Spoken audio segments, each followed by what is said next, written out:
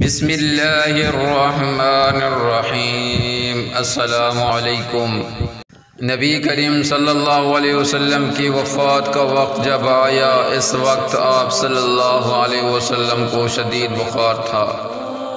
آپ نے حضرت بلال رضی اللہ عنہ کو حکم دیا کہ مدینہ میں اعلان کر دو کہ جس کسی کا حق مجھ پر ہو وہ مسجد نبوی میں آ کر اپنا حق لے لے۔ مدینہ کے لوگوں نے یہ اعلان سنا تو آنکھوں میں آنسو آ گئے اور مدینہ میں کہرام مچ گیا۔ سارے لوگ مسجد نبوی میں جمع ہو گئے۔ صحابہ کرام رضوان اللہ کی آنکھوں میں آنسو تھے، دل بے چین بے قرار تھا۔ پھر نبی کریم صلی اللہ علیہ وسلم تشریف لائے۔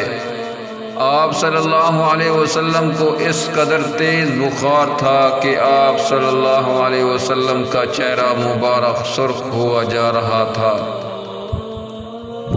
نبی کریم صلی اللہ علیہ وسلم نے فرمایا، اے میرے ساتھیوں، تمہارا اگر کوئی حق مجھ پر باقی ہو تو وہ مجھ سے آج ہی لے لو۔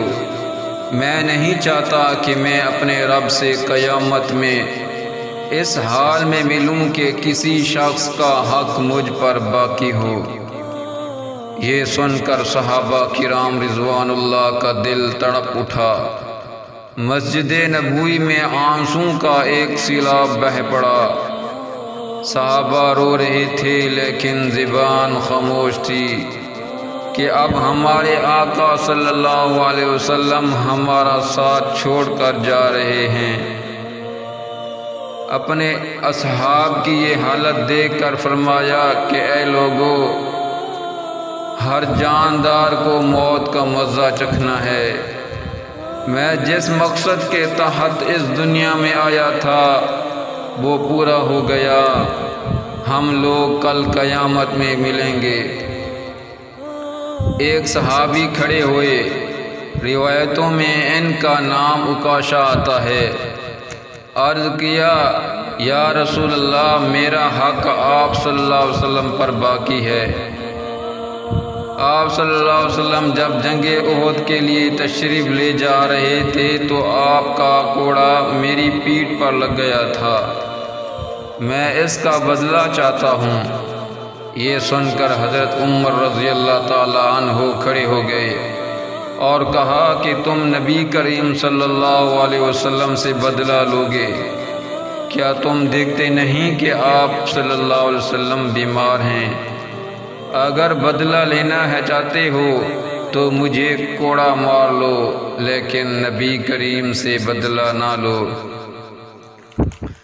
یہ سن کر آپ صلی اللہ علیہ وسلم نے فرمایا، اے عمر، اسے بدلہ لینے دو، اس کا حق ہے۔ اگر میں اس کا حق ادا نہ کیا تو اللہ کی بارگاہ میں کیا منہ دکھاؤں گا، اس لیے مجھے اس کا حق ادا کرنے دو۔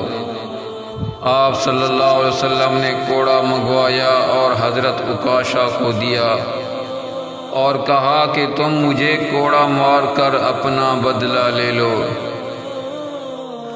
حضرت صحابہ کرام رضوان اللہ یہ منظر دیکھ کر بے تحاشا رو رہے تھے۔ حضرت عکاشہ نے کہا، اے اللہ کے رسول، میری ننگی پیٹھ پر آپ صلی اللہ علیہ وسلم کا کوڑا لگا تھا۔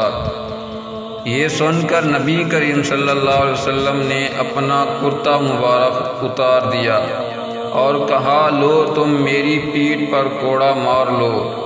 حضرت عکاشہ نے جب اللہ کے رسول صلی اللہ علیہ وسلم کی پیٹھ مبارک کو دیکھا تو کوڑا چھوڑ کر جلدی سے آپ صلی اللہ علیہ وسلم کی پیٹھ مبارک کو چوم لیا اور کہا، یا رسول اللہ، میری کیا مجال کہ میں آپ صلی اللہ علیہ وسلم کو کوڑا ماروں؟ میں تو یہ چاہتا تھا کہ آپ صلی اللہ علیہ وسلم کی مبارک پیٹھ پر لگی مہر نبوت کو چوم کر جنت کا حقدار بن جاؤں۔ یہ سن کر آپ صلی اللہ علیہ وسلم مسکرائے اور فرمایا، تم نے جنت واجب کر لی۔